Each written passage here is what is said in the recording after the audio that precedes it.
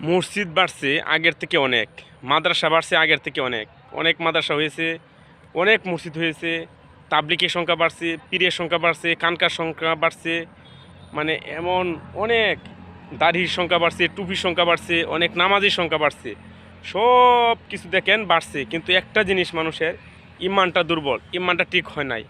আর এত কিছু, এত মসজিদ বাড়ছে আগের থেকে, অনেক মসজিদ হয়ে গেছে, অনেক মাদ্রাসা হয়ে গেছে, তাবলিগের সংখ্যা বাড়ছে, এত কিছু বাড়ার পরে এত কিছু হওয়ার পরে দেখেন মানুষের ইমান ঠিকই দুর্বল, ইমান পরিপূর্ণ হয় না।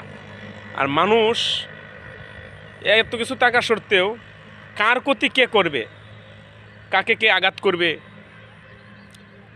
কারে কে ক্ষতি করবে, এই চিন্তায় মানুষ এখন অনেক আবেগ হয়ে গেছে। এটা কাকে কে ফাঁসাবে, কার পিছনে কে লেগে থাকবে, এই হিংসা অহংকার, এই মানুষের ক্ষতি করা, এইসব মানে প্রতিযোগিতা চলতেছে এখন বর্তমানে পৃথিবীতে। তো আল্লাহ তাআলা আমাকে সহ সকলকে এইসব থেকে আল্লাহ হেফাজত করুক।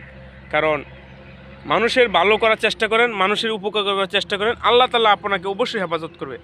আপনি যদি কোনো মানুষের ক্ষতি করেন, বিনা কারণে কারো ক্ষতি করেন, আল্লাহ তাআলা আপনাকে এমন ক্ষতি করবে যা কল্পনা করতে পারবেন না। আর আপনি যদি কোনো মানুষের উপকার করেন, ভালো কিছু করেন অন্য মানুষের, তাহলে আল্লাহ তাআলা আপনাকে এমন জায়গা থেকে আপনাকে হেফাজত করবে, এমন বিপদ থেকে আল্লাহ তাআলা আপনাকে হেফাজত করবে তা আপনি কল্পনা করতে পারবেন না। এই কারণে মানুষের ক্ষতিও করবেন না, মানুষের সাথে ভালো ব্যবহার করুন, সমাজে সবার সাথে মিলেমিশে চলেন, এটাই হলো সবচেয়ে বেটার।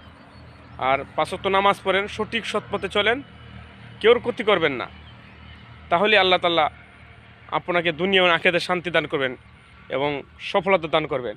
আজকে আমরা মানুষকে মানুষ মনে করি না, সামান্য কিছু, একবারে অল্প সামান্য কিছু জিনিস লইয়া আমরা মারামারি, কাটাকাটি, ঝগড়া, হানাহানি লিপ্ত হয়ে যাই, হিংসা বিদ্বেষ ছড়িয়ে যায়।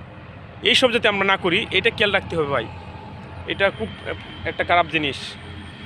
কারণ অনেক মানুষ আছে, আল্লাহ না করুক, আল্লাহ সকলকে হেদায়েত দান করুক, কারণ ৫ ওয়াক্ত নামাজ পড়ে অনেক কিছু করার পরে দিয়ে মানুষের ক্ষতি করে, অন্যায় অপরাধ করে। আর একজন ৫ ওয়াক্ত মানুষ, সরল সুদা মানুষ, ওনারাও মানুষ আজকে ক্ষতি করে। দেখা যায় আজকে ভালো মানুষ সমাজে ভালো হয়ে চলা যায় না, মানুষের ক্ষতি করার চেষ্টা করে। আল্লাহ তাআলা সকলকে হেদায়েত দিক, সকলকে দিনে সহি বুঝদান করুক, সঠিক সৎ পথে চলার তৌফিক দান করুক ইনশাআল্লাহ।